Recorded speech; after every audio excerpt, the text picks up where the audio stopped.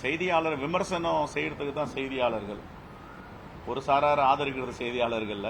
அவர் என்ன சொன்னாருன்னு தெரியல, நான் பார்த்துட்டு சொல்றேன்.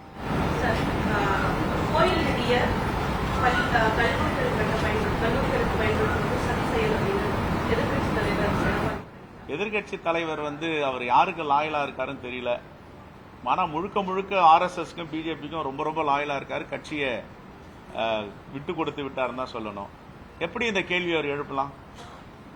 ஆலய நிதிகளை எடுத்து கல்லூரிகள் கட்டலாமா, கல்வி நிறுவனம் கட்டலாமான்னு சொல்லலாமா அந்த வார்த்தையை? ஏன்னா அது முதல் ஆரம்பிச்சு வச்சது அம்மையார் ஜெயலலிதா தானே. அவங்க தானே ஆரம்பிச்சு வச்சிருக்காங்க. அப்படி இல்லைன்னு அவரால் மறுதளிக்க முடியுமா? அப்ப அந்த அம்மா ஆரம்பிச்ச உடைய பணியை தொடர்ச்சியா அறநிலையத்துறை அமைச்சர் மாண்புமிகு திரு சேகர் பாபு செஞ்சிட்டு இருக்காரு.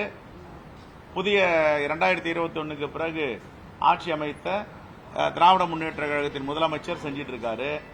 சரி, இவங்க செய்யாதத ஒரு 4000 கோடி சொத்துக்களை மீட்டெடுத்திருக்காங்க.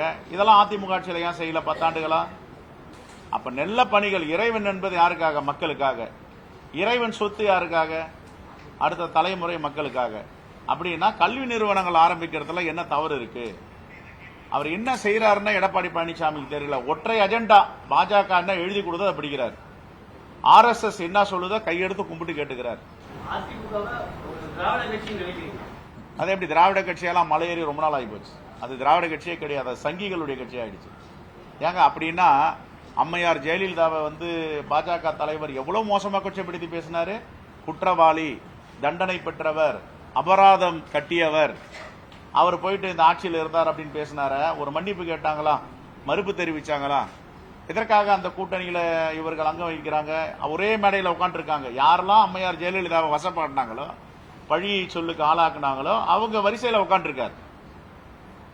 இப்போ முருகர் மாநாட்டில் தந்தை பெரியாரையும் பேரறிஞர் அண்ணாவையும் மோசமாக சித்தரிச்சு ஒரு குறும்படம் காட்டுறாங்க.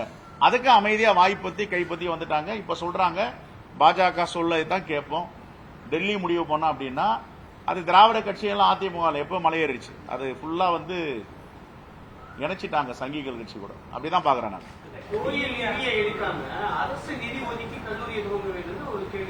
அதையே அம்மையார் ஜெயலலிதா ஆன்மா கிட்ட போய் கேட்க சொல்லுங்க. ஏமா நீங்க கோவில் நிதி எடுத்து நீங்க கல்லூரி எல்லாம் கட்டினீங்க? அந்த HRNS ஆக்ட்லயே ப்ரொவிஷன் இருக்குல்ல, மக்களுக்காக செய்யணும், கல்விக்காக செய்யணும்னுட்டு. அப்படின்னா பிரசாதம் முன்னாடி எல்லாம் அவங்க கொடுக்கல. இப்ப எல்லா ஆலயங்களிலும் இலவசமா வர பக்தர்களுக்கு காசு இல்லாத பிரசாதம் கொடுக்கணும், சாப்பாடு கொடுக்கணும்ன்றாங்க. அதுவும் தவறா?